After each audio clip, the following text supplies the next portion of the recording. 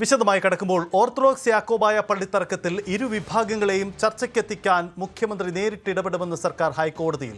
സഭാ നേതൃത്വങ്ങളുമായി സർക്കാർ ചർച്ച നടത്തും. ഒരു നൂറ്റാണ്ടായി തുടരുന്ന തർക്കത്തിന് സൗഹാർദ്ദമായ പരിഹാരമാണ് ലക്ഷ്യം.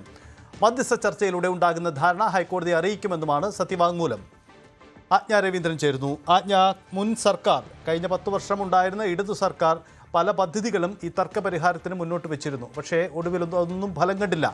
ഇപ്പോൾ എന്താണ് പുതിയ സർക്കാരിൻ്റെ പദ്ധതി? ഇത് സംബന്ധിച്ച് എന്തെങ്കിലും സൂചനകൾ ഹൈക്കോടതിയിൽ പങ്കുവയ്ക്കുന്നുണ്ടോ? ഏത് സാഹചര്യത്തിലാണ് സർക്കാരിന് കോടതിയിൽ ഇങ്ങനെ ഒരു മറുപടി നൽകേണ്ടി വരുന്നത്?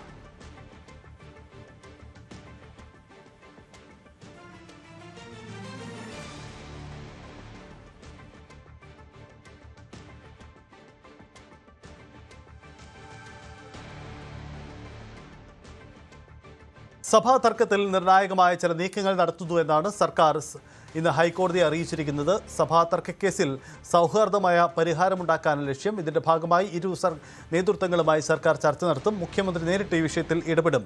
ഒരു നൂറ്റാണ്ടായി തുടരുന്ന തർക്കത്തിന് സൗഹാർദ്ദമായ ഒരു പരിഹാരമുണ്ടാക്കും എന്നതാണ് നീക്കം.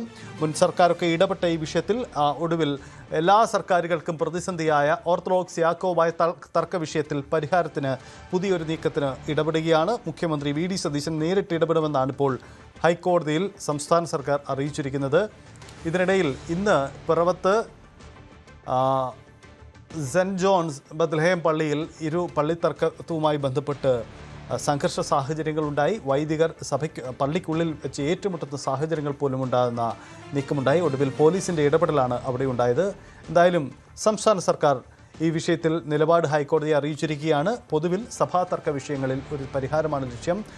സംസ്ഥാനത്തിൻ്റെ ക്രമസമാധാന സാഹചര്യങ്ങളെ ബാധിക്കുന്ന ഒരു നൂറ്റാണ്ടായി തുടരുന്ന തർക്ക വിഷയങ്ങൾക്ക് ഒരു പരിഹാരമുണ്ടാകുമെന്നാണ് സർക്കാർ ഹൈക്കോടതിയെ അറിയിച്ചിരിക്കുന്നത്. ഇതിനായി മുഖ്യമന്ത്രി നേരിട്ട് ഇടപെട്ട് ചർച്ച നടത്തും.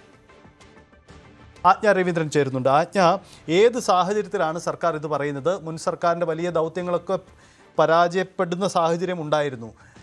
എന്ത് സാഹചര്യത്തിലാണ് സർക്കാരിന് ഇത്തരമൊരു നിലപാട് കോടതിയിൽ എടുക്കേണ്ടി വന്നത്?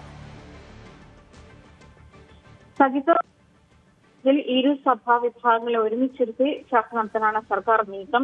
നേരത്തെ സൂചിപ്പിച്ചതുപോലെ തന്നെ നാളുകളായിട്ട് അല്ലെങ്കിൽ കഴിഞ്ഞ സർക്കാർ മുതലേ നിരവധി ഇടപെടലുകളും മറ്റു ചർച്ചകളും ഒക്കെ നടന്നിരുന്ന സാഹചര്യത്തിലും അതിന് ഫലം കാണാതിരുന്ന ഒരു സാഹചര്യം കൂടി നിലവിലുണ്ട്. എന്തായാലും ഈ ഇരു സഭകളെയും ഒന്നിച്ചിരുത്തി ചർച്ച ചെയ്ത് പരിഹാരം കാണാമെന്ന് തന്നെയാണ് കോടതിയിൽ സർക്കാർ അറിയിച്ചിരിക്കുന്നത്. അത് മുഖ്യമന്ത്രി ഈ വിഷയത്തിൽ നേരിട്ട് ഇടപെടും. അതുമാത്രമല്ല സഭാ നേതൃത്വങ്ങളുമായി സർക്കാർ ചർച്ച നടത്തും. ഒരു നൂറ്റാണ്ടായി തുടരുന്ന തർക്കത്തിനാണ് സൗഹാർദ്ദപരമായ പരിഹാരം ലക്ഷ്യമിട്ടുകൊണ്ട് സർക്കാരിന്റെ ഈ നീക്കമുണ്ടായിട്ടുള്ളത്. തർക്കം നീണ്ടതോട് തന്നെ വിശ്വാസികൾക്ക് ഇതുമായി ബന്ധപ്പെട്ട ദുരിതവും വേദനയും ഉണ്ടായിട്ടുണ്ട്. ചില ഘട്ടങ്ങളിൽ ക്രമസമാധാന പ്രശ്നങ്ങൾക്കും കാരണമായിട്ടുണ്ട്. ഈ മധ്യസ്ഥ ചർച്ചയിലൂടെ ഉണ്ടാകുന്ന ധാരണ ഹൈക്കോടതിയെ അറിയിക്കും എന്നും ആണ് കോടതിയിൽ സർക്കാർ അറിയിച്ചത്. ഇതുമായി ബന്ധപ്പെട്ട സത്യവാങ്മൂലമാണ് സർക്കാർ കോടതിയിൽ സമർപ്പിച്ചിരിക്കുന്നത്. ഇങ്ങനെ ഒരു നൂറ്റാണ്ടേറെ തുടരുന്ന ഈ ഓർത്തഡോക്സ് യാക്കോബായ സഭാ തർക്കത്തിന് സൗഹാർദ്ദപരമായിട്ടുള്ള ഒരു പരിഹാരം കണ്ടെത്താനാണ് സർക്കാർ ഇടപെടൽ ശ്രമിക്കുന്നത്. അങ്ങനെയാണ് എന്തായാലും ഇരു വിഭാഗങ്ങളും ചർച്ചയ്ക്ക് എത്തിക്കാൻ മുഖ്യമന്ത്രി നേരിട്ട് ഇടപെടുമെന്നാണ് സർക്കാർ കോടതി അറിയിച്ചിട്ടുള്ളത്. സഭാ നേതൃത്വം എന്തായാലും ഈ വിഷയത്തിൽ പള്ളിത്തർക്ക വിഷയത്തിൽ ഇടപെടൽ ഉണ്ടാകുമെന്നാണ് കോടതിയെ സർക്കാർ അറിയിച്ചിരിക്കുന്നത്. വളരെ പ്രധാനപ്പെട്ട നീക്കമാണ്. സൂചിപ്പിക്കുന്ന പോലെ ഒരു അഫിഡവിറ്റ് ഫയൽ ചെയ്യുമ്പോഴാണ് ഇക്കാര്യങ്ങളിൽ സർക്കാർ കോടതി നിലപാടെടുത്തത്.